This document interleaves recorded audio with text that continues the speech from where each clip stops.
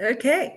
Hello, everybody, and welcome to our very first episode of SALMA Spotlight, a new platform created by the South African Lifestyle Medicine Association to shine a light on the incredible work being done by our members across the country. This is more than just a conversation. It's a celebration of impact, innovation, and inspiration in the field of lifestyle medicine. Each episode is going to feature a SALMA member who is actively shaping the future of healthcare through evidence-based lifestyle interventions. Our guest today is a remarkable woman whose work spans clinical practice, research, and advocacy. And her name is Dr. Darcelle Schouw. I'm quickly just going to read her bio before we go into the interview today. So Dr. Darce is the CEO and director of Lifestyle Med, a company dedicated to preventing and managing non-communicable and chronic diseases through lifestyle interventions. She holds a PhD in family medicine from Stellenbosch University and serves as a senior researcher at both Stellenbosch University and the University of Cape Town.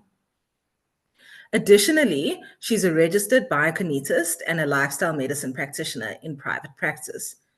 With 21 years of corporate experience, Dr. Darce developed the Healthy Choices at Work program, achieving significant improvements in behavioral, metabolic, and psychosocial risk factors associated with non-communicable diseases. She leads the evaluation and coordination of the Great for Diabetes intervention in public health sector and co-developed the Great for Diabetes WhatsApp chatbot during COVID-19 pandemic to enhance patient engagement. She serves on the editorial board of South African Family Practice Journal and works within the Division of Family Medicine at the Tygerburg Hospital. She is a sought-after speaker and at national and international conferences, sharing her expertise on lifestyle medicine, preventative care, and chronic disease management. Locally, she's a regular feature every Sunday on KFM's 94.5 Self-Care Sundays, where she discusses topics related to self-care and lifestyle medicine. Beyond her professional roles, Darce is a passionate cancer patient advocate, supporting individuals through complexities of cancer care. She's known for her self-driven, creative, and innovative approach. She excels in implementation sciences, preventative medicine, chronic disease medicine, and behavior change counseling. So thank you so much for joining with us, Dr. Darcelle, and welcome to our first spotlight. It's such an honor to have you today. Thank you so much, Tumi, for having me, and I look forward to sharing on the spotlight of SALMA today, and it's really an honor. Thank you for inviting me to be on this platform. Thank you so much. So our first question is, your CV sounds absolutely amazing. You've got decades of experience, but what actually inspired you into the journey of the world of lifestyle medicine? Okay, so I worked within corporate in a medical center at a nuclear plant and looking at preventative medicine. And what really sparked and started all of this was when in 1 year, there was 10 employees who had passed on, one each month, due to chronic diseases of lifestyle. And they were quite young. And for me, it was all of these could have been prevented. So I looked and did some research as what could we do within the organization to change the trajectory. And that's when I came across lifestyle medicine. And I started applying the principles of lifestyle medicine, doing health risk assessments on the staff and identifying those who had high risk, and then using the principle of lifestyle medicine, found out that there was actually a lot that we could do to reverse and prevent and manage the chronic diseases for the employees. With that, after 21 years of being in corporate employment at the medical center there, I resigned to start my own practice because I saw it was really making a difference. And I thought, there's a big world out there and I'd like to apply this. And that's where it all started. Wow, that sounds amazing. But yeah, you wear many hats, hey? Researcher, practitioner, program designer, advocate. How do these roles complement each other and how does that work for you? I think the roles complement each other because it's real life. I've experienced it. So just to say that lifestyle medicine is, I think, feel now it's more my calling. It's a passion. So when you tie in research and whatever we're busy with in the community and the public health sector, we almost have to, lifestyle medicine can be applied to everybody. So we almost want to make it accessible to everybody. So it gives me the opportunity to work with patients in private practice and in the public health sector to adapt the programs that we have in the context of where people in the public health sector find themselves. And so as a cancer patient advocate, it makes me more relevant with my patients. I understand what they go through, what they've been through. So I come from a very practical knowledge and experience. And so it's led with that. We're using the clinical and the evidence-based information that I share. And I think, yeah, it's quite tangible for the patient to understand how lifestyle medicine can work for them. Yeah, so for some of our listeners that aren't quite sure exactly what lifestyle medicine is, you mentioned about this Healthy Choices at Work program that you did. Could you please explain to us and tell us a bit about your work in this Okay. corporate-based program, and how lifestyle medicine and the particular pillars came involved with that? Yeah. So within the corporate sector, we don't, so healthy choices, making the healthy choice the easy choice. So it meant incorporating physical activity into the, what do you call it, into the everyday practice within the organization. That meant getting buy-in from management and senior support, where it was made, it was accessible to all of the staff, making it part of the culture. So physical activity was introduced into the organization once a month, 2 hours once a month. All staff had to participate in physical activity. They installed a gym in the at the corporate organization.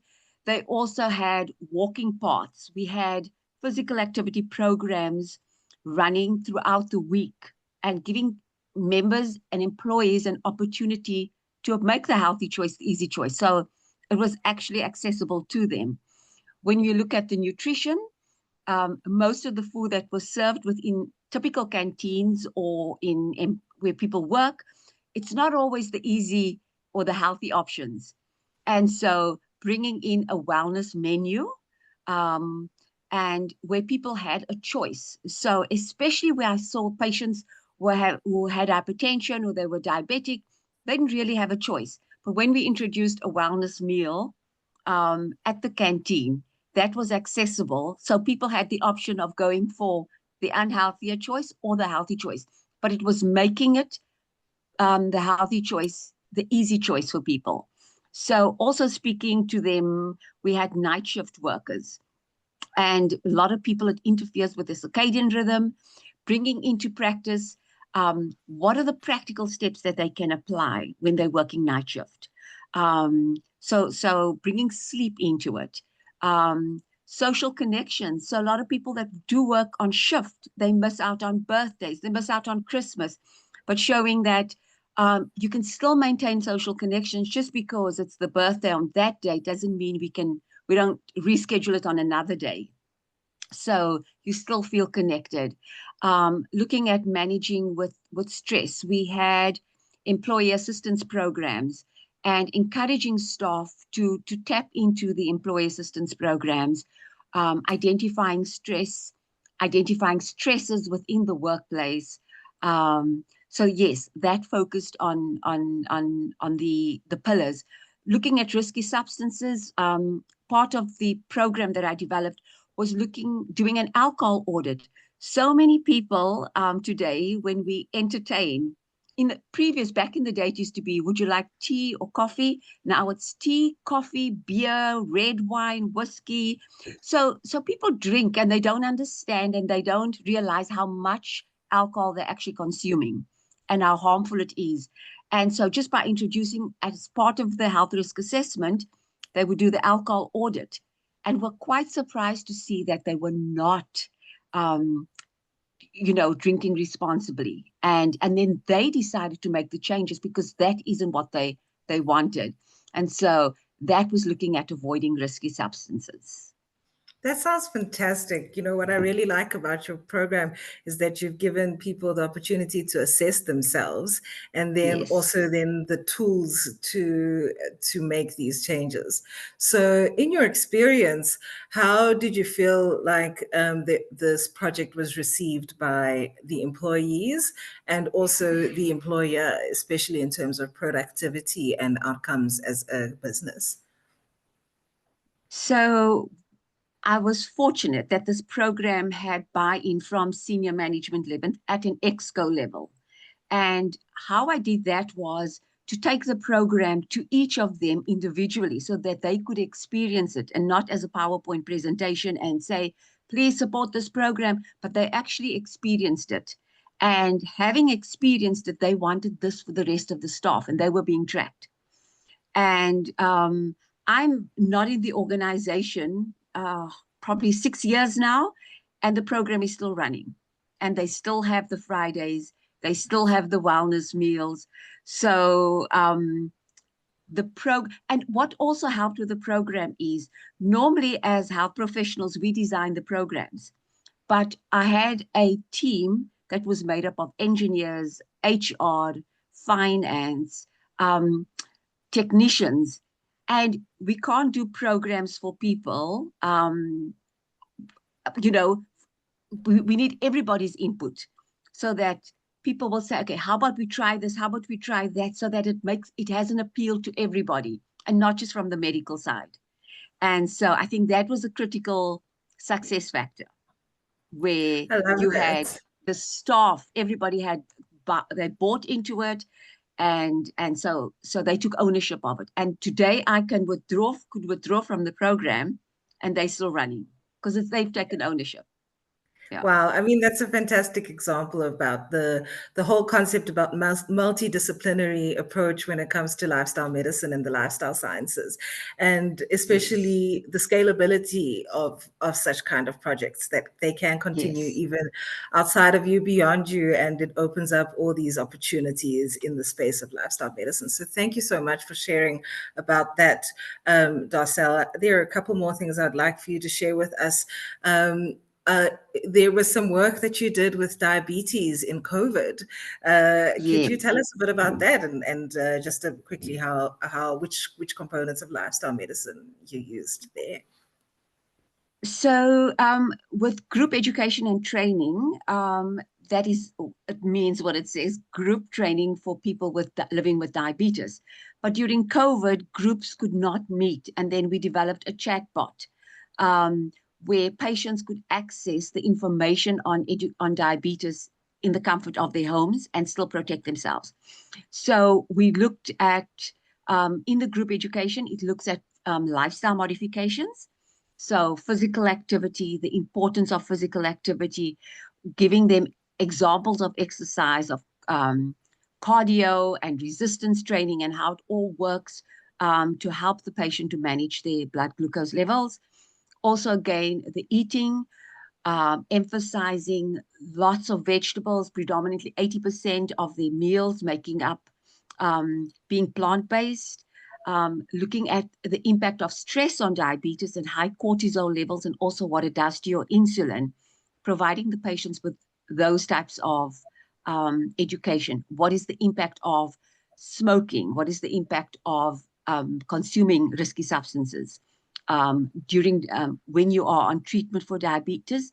So giving the patients practical tools using behavior change modifications. So it was also done in a very guiding style, where you use evocation, elaboration, collaboration with the patient, autonomy doesn't, with the patient, collaboration where you as the health professional, you the expert in the advice that you're going to give him, but then the patient is an expert on the life that they live in. And so you collaborate and using the tools for group education, we just transferred it to a chat bot so that people could still get access to education, and then taking self-responsibility and managing their diabetes so that it doesn't lead to, disastrous conditions, especially during COVID.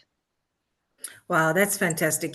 Diabetes is such an important problem in South Africa, and the use of group education and lifestyle medicine are two very, very important principles that can actually be used in the future of facing the challenge of diabetes in this country. Yeah. So, I mean, I think that's exciting and a great model that we can look up to.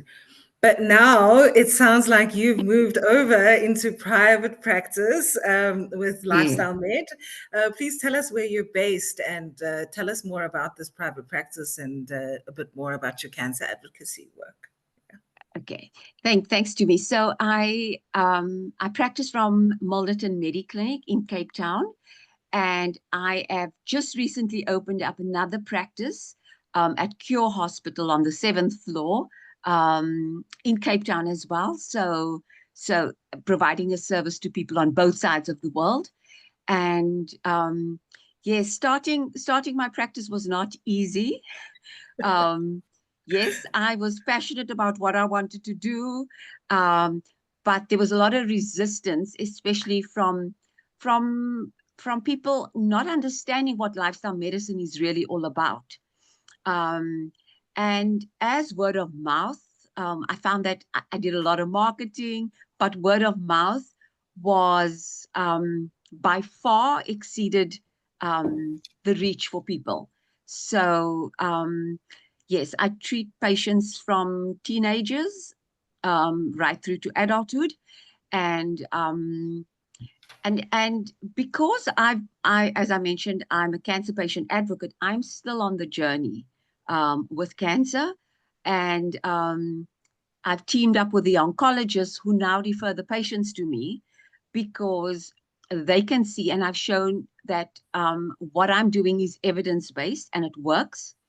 And so patients who come to see me, they're quite surprised because that is not how you're supposed to look when you are actively going through cancer treatment.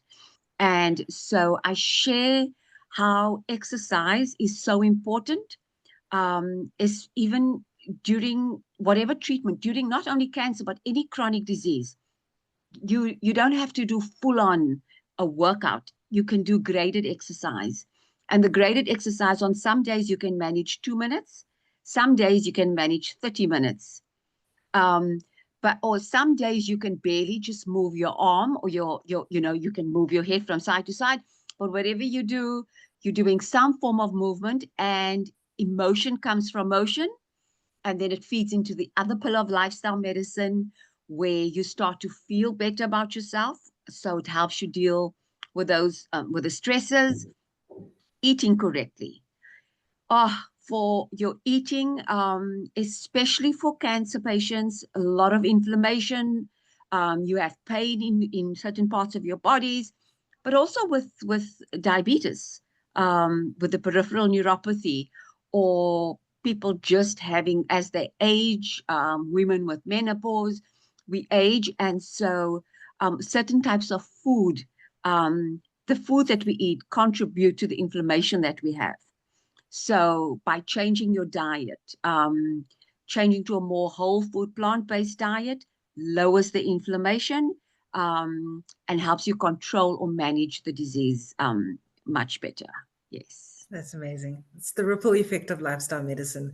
So Yes. before we end up this this section, what excites you most about the future of lifestyle medicine in South Africa, and what can you say about that in your future here with lifestyle medicine in SA?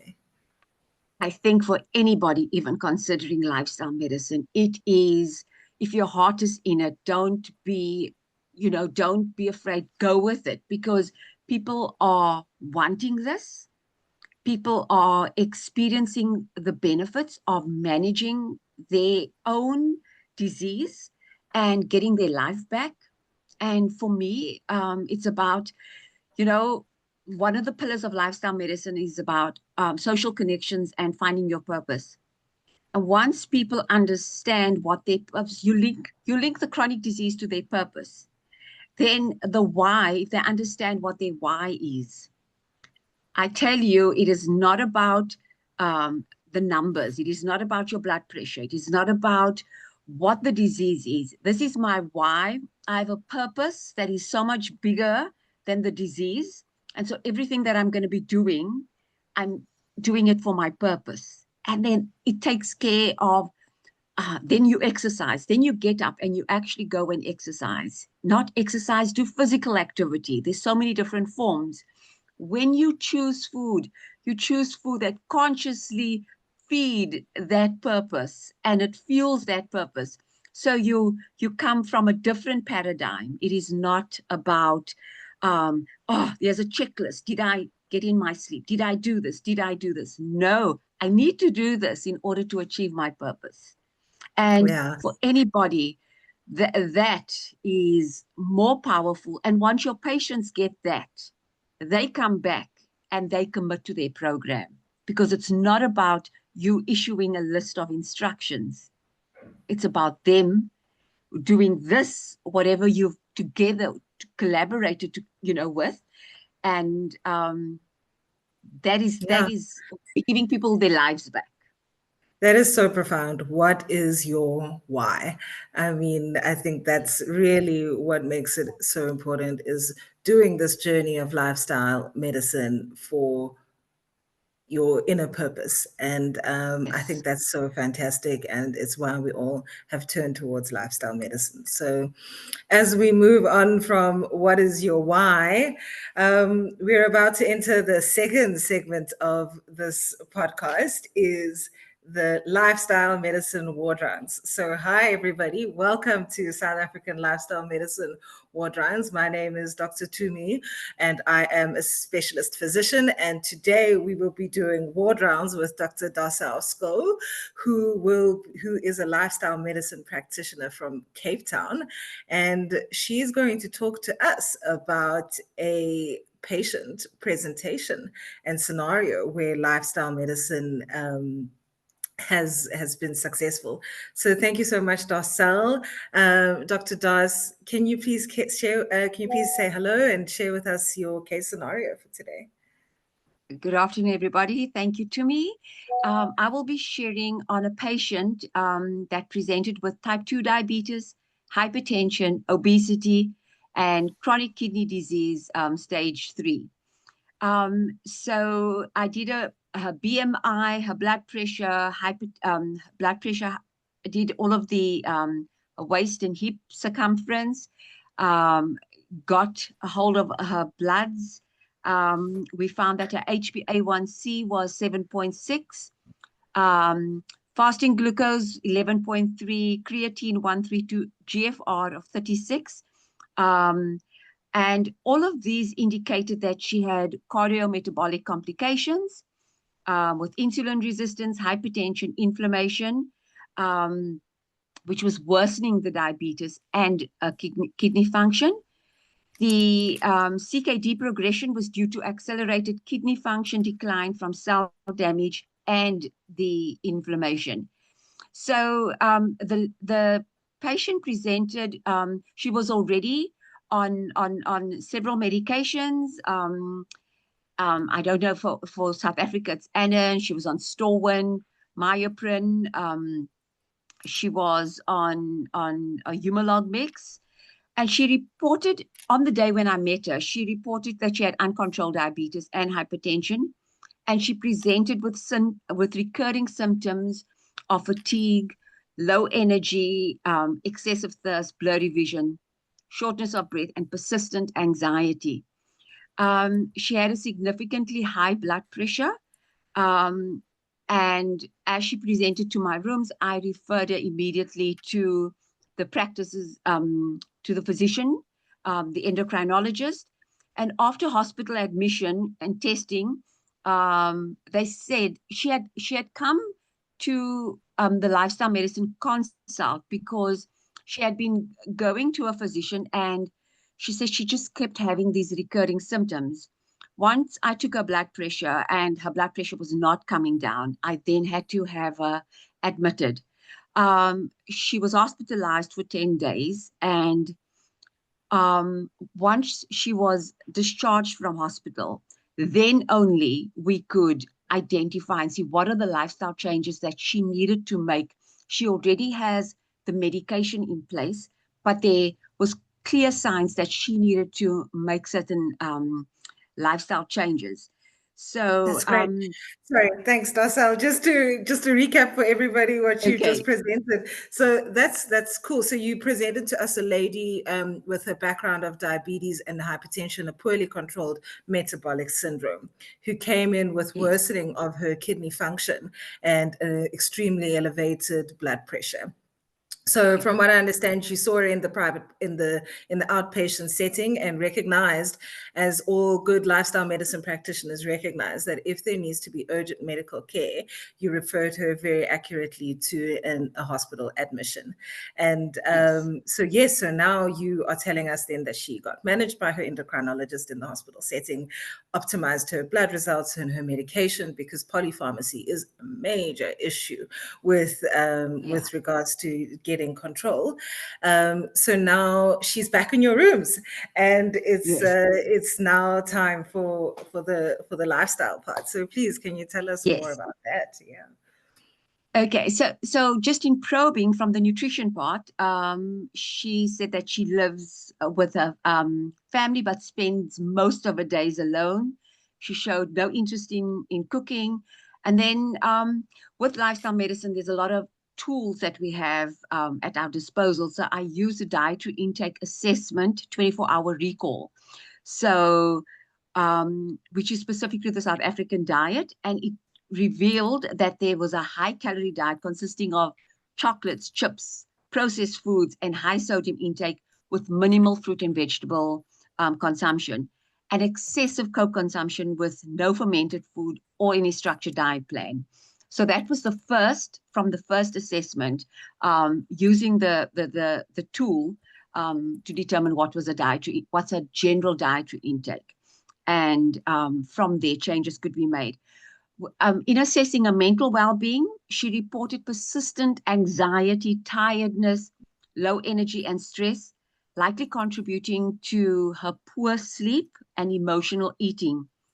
She indicated that she had no hobbies, had limited interest in activities, and we have the Warwick Edinburgh Mental Wellbeing Scale, and she scored a 14 on the 7-point scale, and which indicated significant distress and low mood.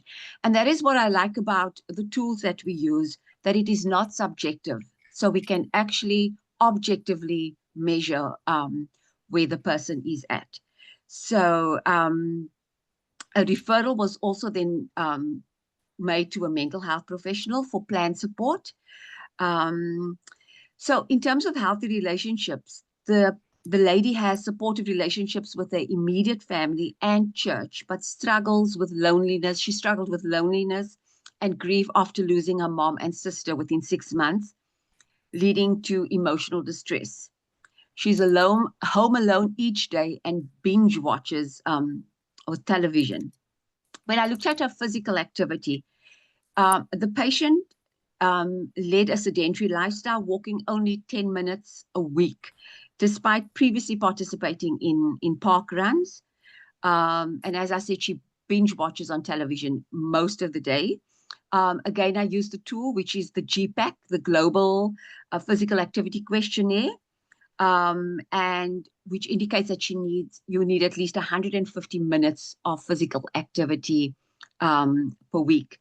With regards to harmful substances, she was not consuming any harmful substances, and so that pillar was not addressed. And with sleep, she experienced disturbed sleep, snoring, and possible sleep apnea. And she wakes up habitually during the night, and when she's unable to sleep, she continues to watch television. Yes, so that was, yeah. A we, lifestyle assessment, very yes, interesting. So quite a few issues to pick up on each pillar. Definitely the yes, contribution of ultra-processed food and in relation to less fruits and vegetables, but also very interesting with related to diabetes and sugar sweetened beverages. So you said that yes, she drank a lot of Coca-Cola. So I find that quite yes, interesting, and I'm curious to hear more about that. I also noticed something that actually is very typical of lifestyle medicine, of how everything always interlinks. She speaks about having loneliness, and despite getting a lot of support from her church community and all of that, and being surrounded by family, she actually spends a lot of time alone, binge watching TV and having grief, which then I'm sure also affects her sleep and then her yes. stress and ultimately, you know, her medical condition. So I think, I mean, I can't wait to hear more about how you went on with her, but it's really important to notice how all of these factors are the reason why your patient lands up needing an admission. The other Yeah. thing that you mentioned and you mentioned it quite a few times, is the use of validated questionnaires. And that is what Yes, makes lifestyle medicine different. It is the use of yes, validated evidence-based questionnaires in order to appropriately risk stratify your patients. So yes, yes. so thanks. You've given us a great breakdown of what her problems were. Please tell us how you went about to help her and treat her. So, thank you. Um, so what we did was, to me, are you there? I'm still there. Okay, it just disappeared. Can you see me on the screen? Yes, we can still see you. Okay. So the key outcomes at the end of the consultation, the lady and I agreed on a 3-month monitoring and review plan, with monthly consultations for 3 months, and a regular review of her key health metrics, looking at BMI and a waist to hip ratio. Also explaining to her, because she did not quite understand how her weight was contributing to her chronic disease, and showing that, you know, having um, a high waist to hip ratio, you know, impacted diabetes and hypertension.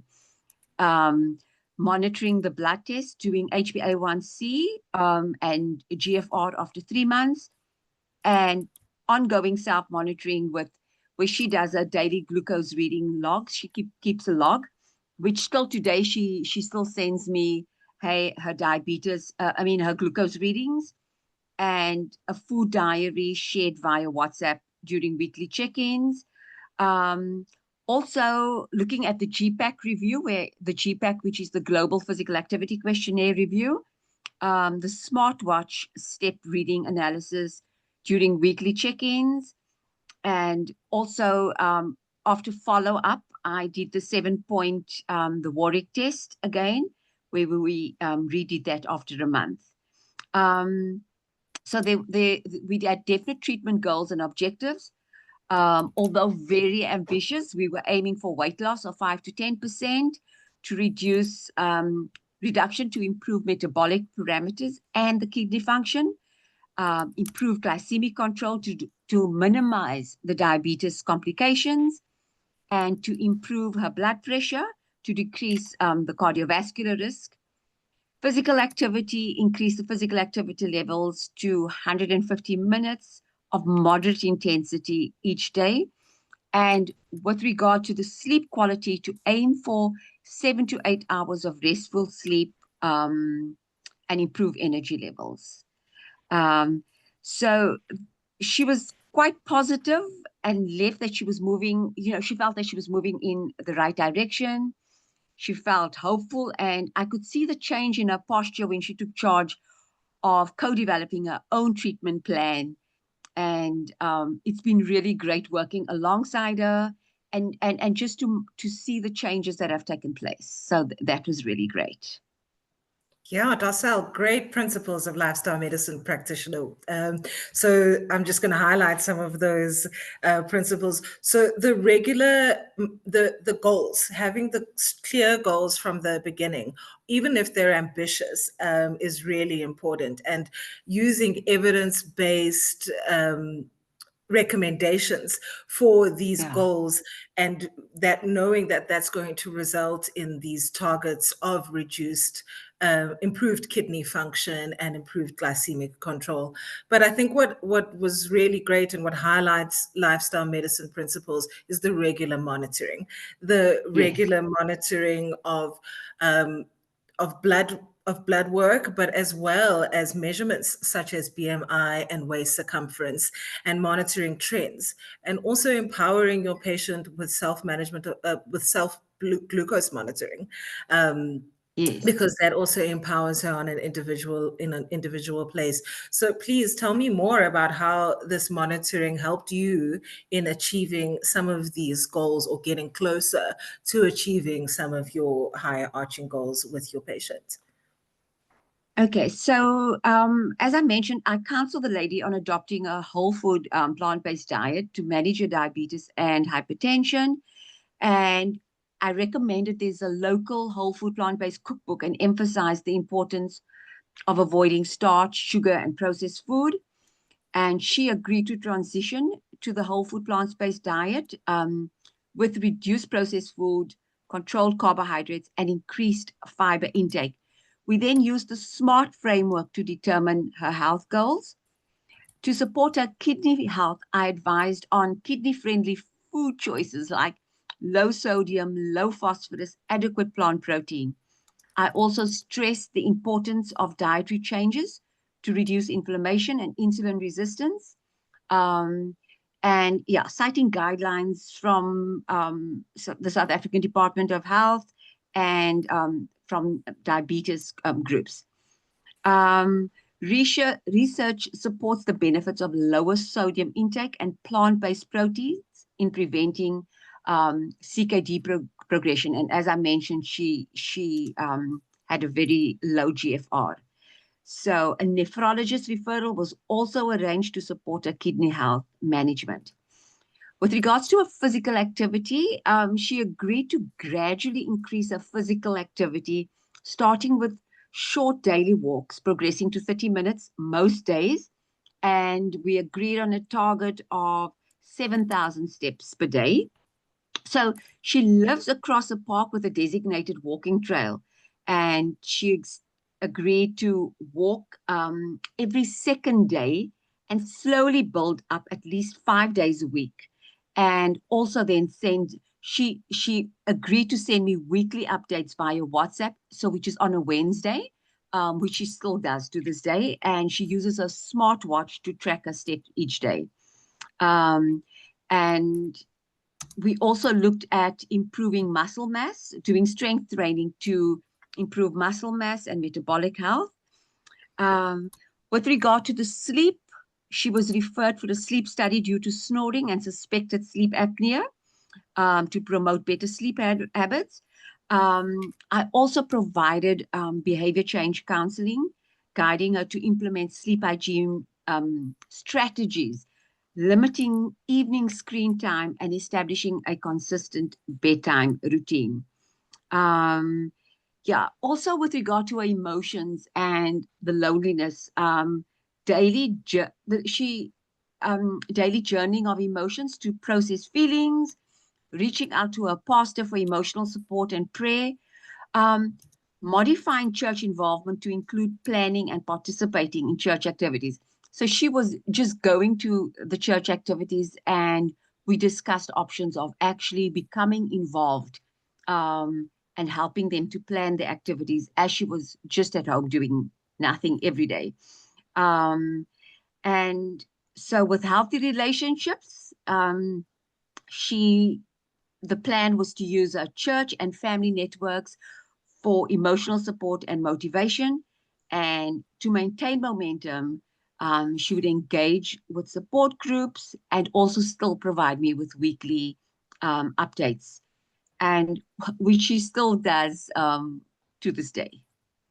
That's fantastic. I mean, you really just once again highlighted the principles of lifestyle medicine, regular follow-up, weekly check-ins, engaging in smart goals, giving people specific, measurable, attainable, realistic, and time-bound goals to achieve. Simple things like short daily walks, but also engaging the mixture between aerobic and resistance training for overall health metabolic wise.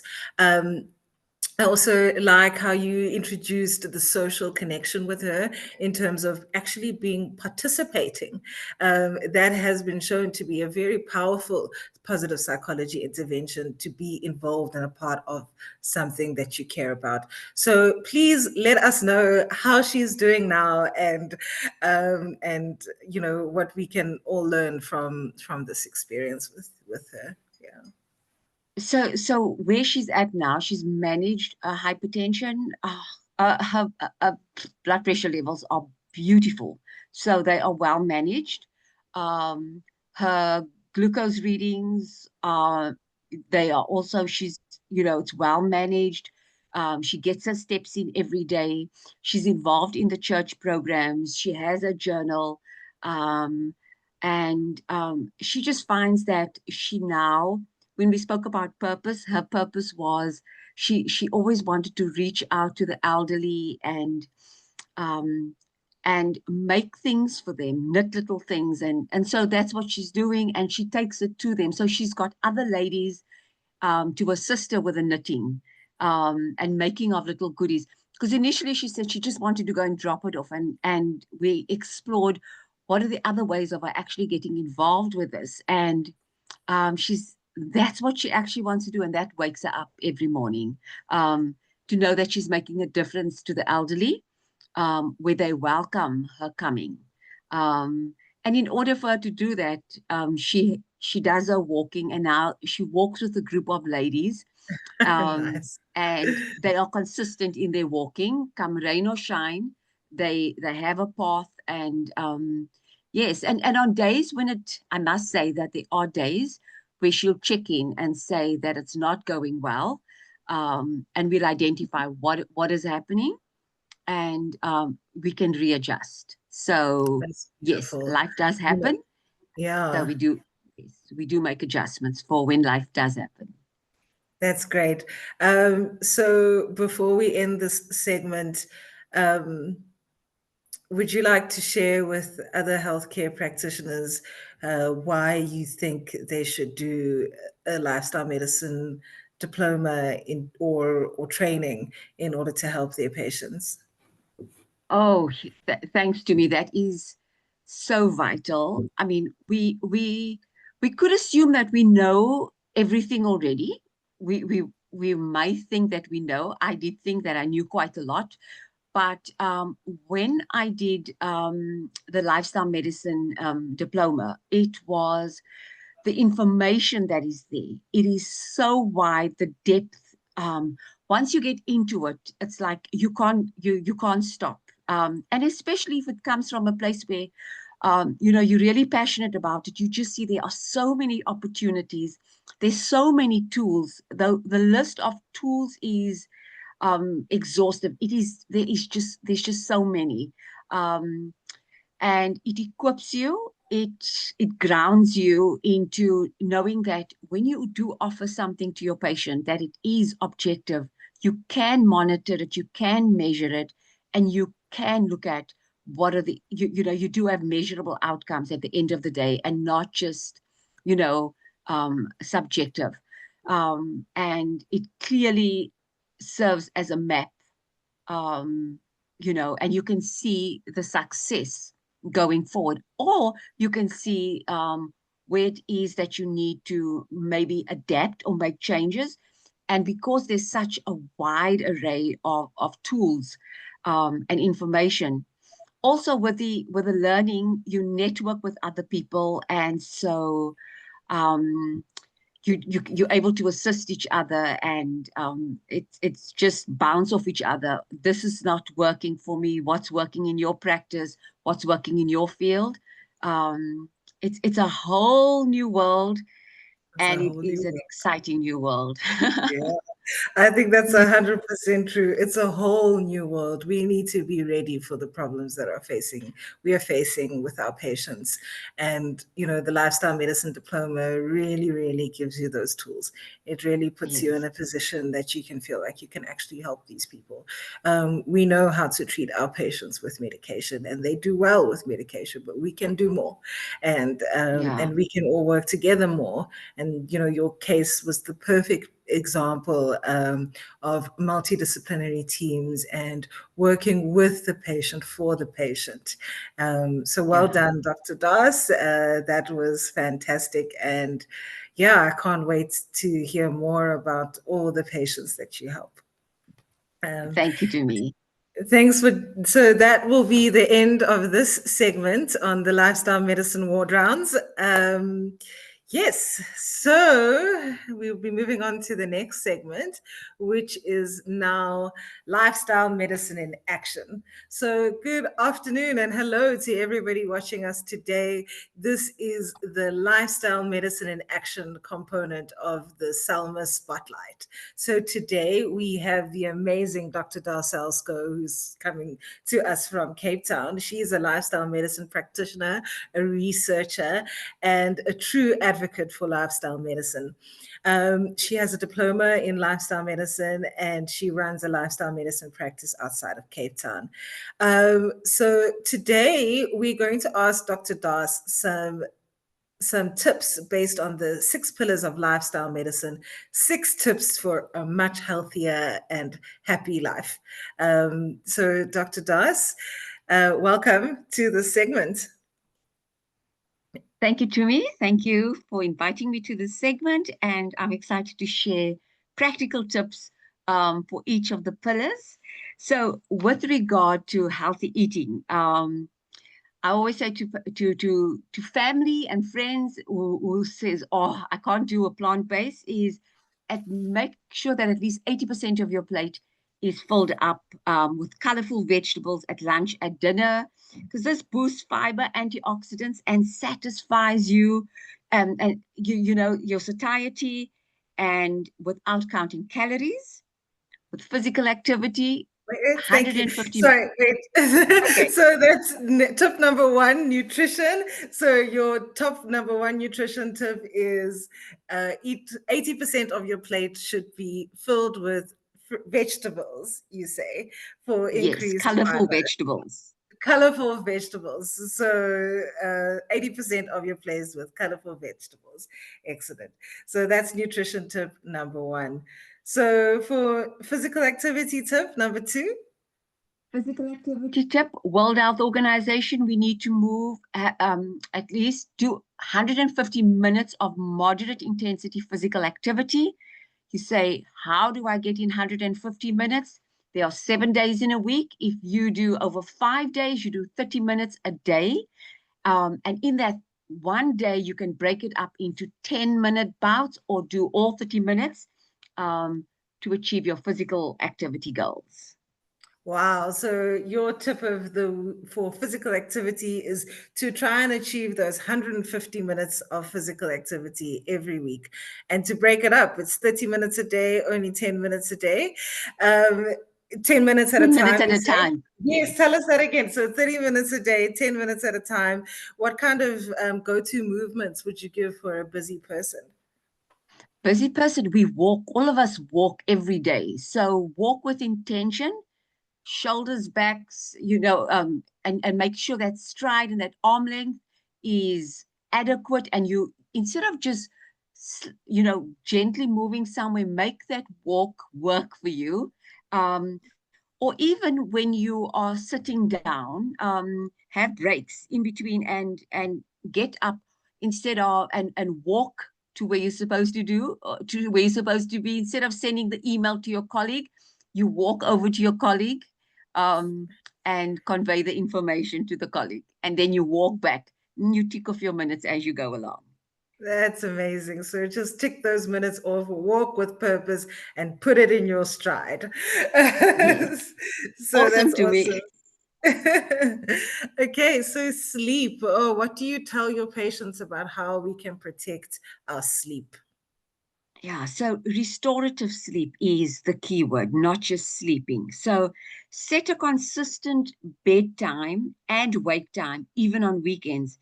This strengthens your body's natural circadian rhythm, improves sleep quality, and supports your hormone balance.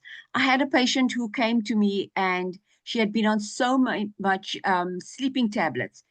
And then when I asked about her sleeping routine, she said that at nighttime, her husband sleeps with the windows open.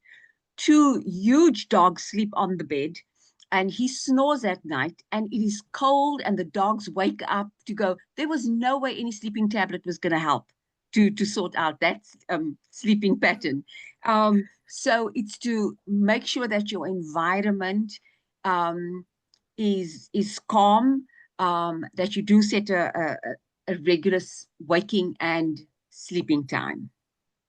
Nice. So wake up at the same time and go to sleep at the same time. It's a simple Yes. piece of advice. I love it. So, stress.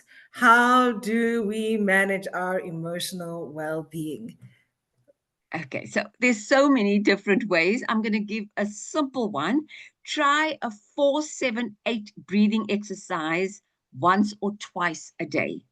So you breathe in for 4 seconds, hold for 7, exhale for 8. It calms the nervous system in just 1 minute. Fantastic. I think that sounds really, really good. Let's tell us that again. So, breathe in for 4 seconds. Why don't you give us a great example, Dr. Darce? So breathe in for 4 seconds, hold for 7, and exhale for 8. So you just repeat that. Breathe in for 4 seconds, hold for 7, exhale for 8. It will calm the nervous system in just 1 minute. Fantastic. That's really useful and something that we can do at any time. Social connection, that's something we've chatted about today. So, what is your tip for us for that? So schedule one connection moment each week, a phone call, walk, or coffee with someone you care about. Strong relationships support emotional well being and even immunity. Wow. So, make that coffee date, call your friend. Yeah. Connect with each other. Yeah. That's awesome. So, the last pillar is Can I just say this one thing? There's one thing. Social connection, loneliness, and isolation is equivalent to smoking 14 cigarettes a day. So make wow. that connection. Make that connection, make that Yes. social connection. Wow, that's very, very profound, Dr. Das. And then the last pillar that we would like to get some of your advice on is how do we avoid those risky substances? Okay, so you can swap out alcohol or sugary drinks for sparkling water with fresh fruit slices. It's a simple substitution that reduces your intake of harmful substances and it aids in your hydration. Nice, really sparkly, fun strawberry water. That is what I'll Yes. be having next. Thank you so much, Dr. Dawes. These are some amazing insights. It's been really an awesome, awesome first SALMA Spotlight. It's amazing to know what you've been up to, and really, you definitely are a role model in this lifestyle medicine space. And really, for some of us who are just starting out, I hope everybody feels inspired that this is possible within a corporate to a health public sector to private sector. Lifestyle medicine can work, and there are tools. And so, thank you so much, Darce. Is there anything else you want to say before we go? Thank you to me. Thank you for the opportunity. I think with lifestyle medicine, it works. In every way, it works. Taste it, try it. Once for us as healthcare practitioners, once we experience lifestyle medicine in all that it presents itself on those 6 pillars, once we manage those 6 pillars in our lives, it's something. It's like you can't keep this good news to yourself. You share them with your patients. It becomes exciting, and it's just so the patients experience it because you're speaking from a place of passion and you're speaking from a place of experience, and you know this thing works, and it's evidence-based. And I almost want to say, not for sounding whimsical, but it's life-changing, and we can change the world one consultation at a time. Fantastic. And we really can.